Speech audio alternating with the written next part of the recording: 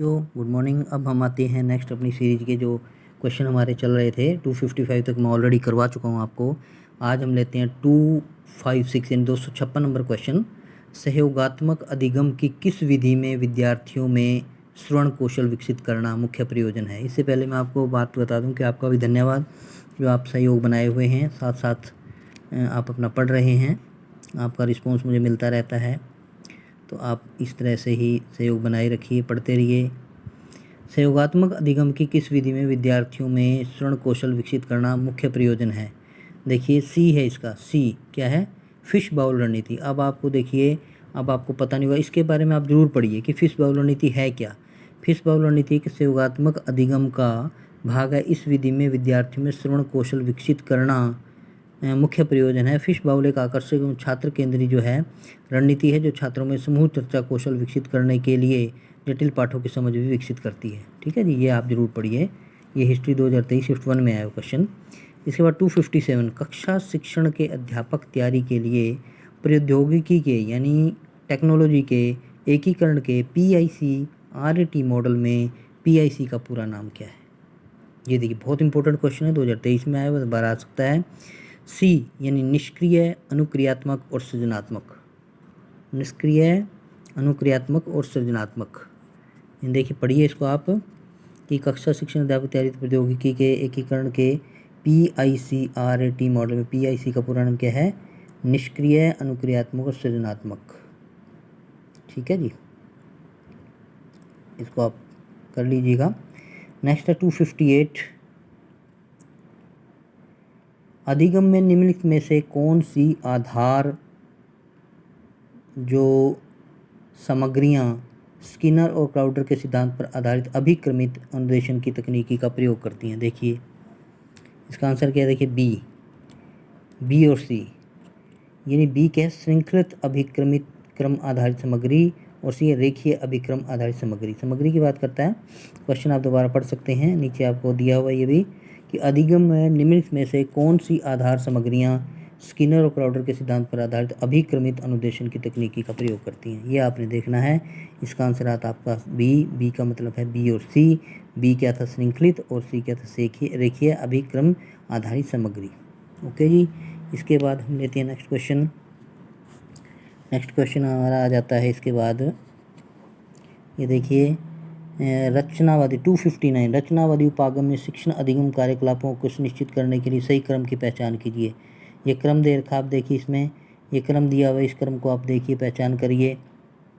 4 लाइनें दे रखी हैं इसमें ABCD।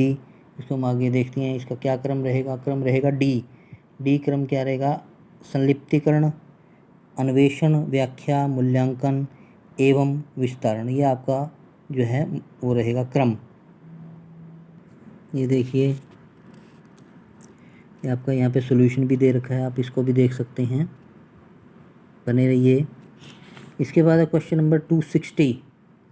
नीचे 2 कथन दिए गए, पहला अभिकथन ए और दूसरा कारण है। अभिकथन ए क्या है, अधिगम परिणामों को इष्टतम बनाने के लिए शिक्षण अवधि में ICT का अनुप्रयोग सुसंगत होता है, यानी कि ICT का प्रयोग सही होता है। और कारण आर क्या है, शिक्षण अवधि में अधिगम परिणाम ICT के अनुप्रयोग पर निर्भर होते हैं। अब देखिए इसका आंसर सी है, ए सत्य है किंतु कथन आर गलत है। ए क्या है, अधिगम परिणामों को इष्टतम बनाने के लिए शिक्षण अवधि में ICT का अनुप्रयोग सुसंगत होता है, ये सही है। और आर गलत है क्योंकि शिक्षण अवधि में अधिगम परिणाम ICT के अनुप्रयोग पर निर्भर होते हैं। ठीक है जी, देख लीजिए ये 2 बार आ चुका है क्वेश्चन, जून 20 में 2 शिफ्ट 1 और 2 दोनों में आ चुका है। नेक्स्ट क्वेश्चन, इसकी एक्सप्लेनेशन भी पढ़ सकते हैं आप इसका। नेक्स्ट क्वेश्चन है हमारा 261 शिक्षण के किन विधियों में ICT समर्थन निहित है। किन में, जून 2020 का है, शिफ्ट 2 का। शिक्षण की किन विधियों में ICT समर्थन निहित है, यानी ICT समर्थित करती है उसको, तो कौन सा आंसर आपका डी, MOOCM, मूक्स में। मूक्स आया था ना, मूक्स हम पढ़ चुके हैं ऑलरेडी, क्योंकि ये जो सिलेबस बनाया होता है एक सीरीज में बना रखा होता है कि कहीं आगे पूछें तो उसके बारे में आपको पता, तो मूक्स में आ जाता है ये। इसका आंसर क्या रहेगा, डी। ठीक है जी, आप पढ़ लीजिए इसको।